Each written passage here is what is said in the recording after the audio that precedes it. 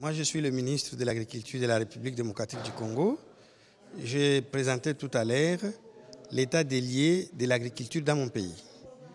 Il y avait que 2 points. Le deuxième point, c'était les perspectives d'avenir sectoriel dans le secteur agricole. Vous savez, la femme chez nous, elle prend le premier rang dans le secteur agricole, surtout l'agriculture maraîchère.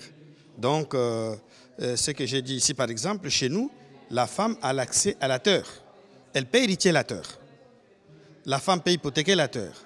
La femme a l'accès au financement. La femme a droit d'avoir des intrants agricoles.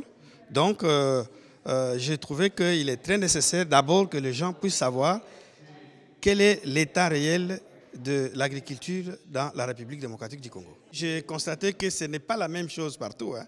Par exemple, il y a dans 2 pays qu'on vient de citer tout à l'heure, la femme ne peut pas hériter la terre. Et pourtant, chez nous, nous sommes très avancés. C'est pratique, c'est pareil avec les hommes, donc il n'y a pas la différence. Aujourd'hui, ce qui est plus important, c'est l'éducation, la formation. C'est très nécessaire puisque de ce côté-là, la femme n'est pas vraiment instruite. Donc, je voudrais que prochainement, que nous puissions beaucoup plus marteler sur ce point-là pour que la femme soit d'abord éduquée, puisque éduquer une femme, c'est éduquer toute une nation. Vous savez, notre pays, la République démocratique du Congo, a été toujours présenté très mal. On parle de viol, de violence, et pourtant ce n'est pas le cas. Nous sommes un pays démocratique et aujourd'hui nous avançons très bien. Nous avons choisi la voie du développement.